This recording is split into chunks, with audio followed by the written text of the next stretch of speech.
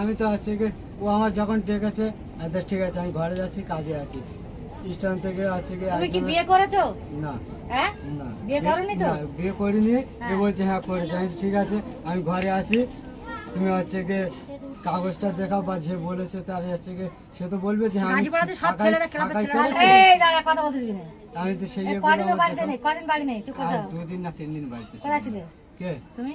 আমি হচ্ছে গিয়ে কলকাতায় ছিলাম আর একদিন ছিলাম এখানে।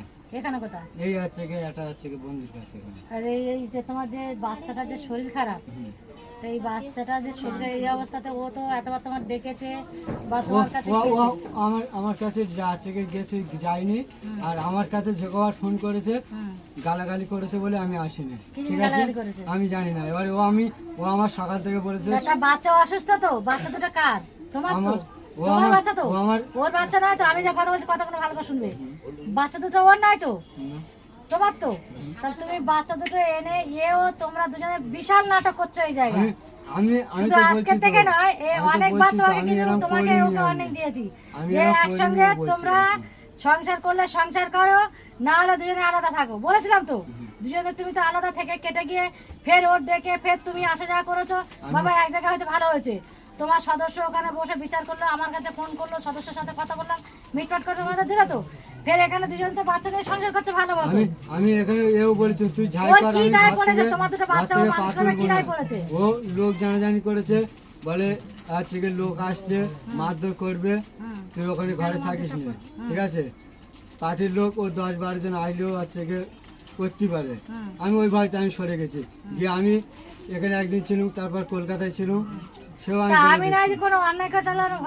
আমি কোনো ভয় করিনি তো ওই শুধু গালি আর তোমরা আইলে আমি আছে কোথায় যেতুম না লোক যে নিয়েছে কেলা পার্টি আমি যে নিয়েছে তুমি কি কথা বিয়ে করেছো সঠিক না করনি তো অপমান করে এই বিয়ের কাগজ দেখেছিস কাগজ ওই কেলাকা ছেলেটা বলেছে বিয়ের কাগজ আছে তুমি লুটছো কিছু। আচ্ছা আছে বলে তুমি গন্ডগোল করছো ওর এখানে ও ডাক্তার মাত্র তো আমি ঘরে চলে এসেছি ওই গাজীপাড়ার কেলাকা এই চলছে দেখো বাচ্চাটা ও সব জায়গায় বলে দেখো বাচ্চাটা কি বলেছে বাচ্চা সেদিন খাঁচায় রেখে বলেছে না বাবা কথা বলছে তো বলছে আমার বাবার কটা মাল আছে যে ঘরে আয় তুই আমি ঘরে আছি ঘরে আয় শরীরটা খারাপ ঘরে চলে আমি ঠিক আছে তুই থাকো আমি আর ও অত ডিসকাসে চাইছে না বিয়ে করেছো কি করেছো তো অত কথা চাইছে না একে বিয়ে করেছো তো বাচ্চা দুটো তোমার আগের বয়স তো এর নয় তো তাহলে ও তোমার বাচ্চা দুটোকে নিয়ে মানুষ করছে প্লাস বাইরে কাজও করতে যাচ্ছে কলকাতায় যাচ্ছে তো তুমি কাজ করো না?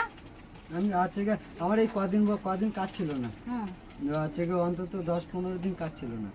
তাহলে এবার কি করতে চাইছো এখন কি করতে চাইছো? কি করব আমি যেরকম ঘরে আসি সংসার মিলেমিশে করবে তো যেরকম ঘরে আসি ওই জন্য আমি তো চলে আসি। নাম্বার ভর্তি ফোনে নাম্বার ভর্তি আমার কাজের থেকে আমার নাম্বার আছে আমার কোনো অশান্তি না ওই মেয়েটারই নাম্বার যদি অশান্তি ওই গাজীপাড়া দেখছি ও নাম্বার অশান্তি যদি সেরকম এ করতো আমি ঘরে আসতাম না।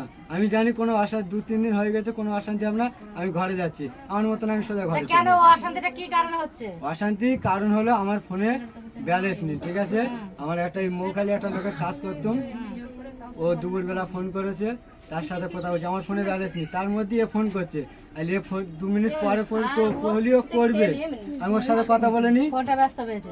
এবার আমি আমার ফোনে ব্যালেন্স নিয়ে আমি তারপর ওর কাছে ঘুরে ফোন করবো ওর কাছে ফোনে কথা বলছি এ ফোন করছে ওই ব্যস্ত ওই থেকে ওই কাজ ট্রেন থেকে কাজে এলে ট্রেন থেকে লেবে লোকজন ডেকে ঘরে এ করছে। আমার কাছে একটা পয়সা কথা এই বারে বারে তোমাদের অশান্তি আমাদের আলার না আমি কিসের জন্য অশান্তি হয়েছে এই পার্টি লোকের আমি সেও তোমার বলে দিয়েছি আমাদের কাছে কাঁদবে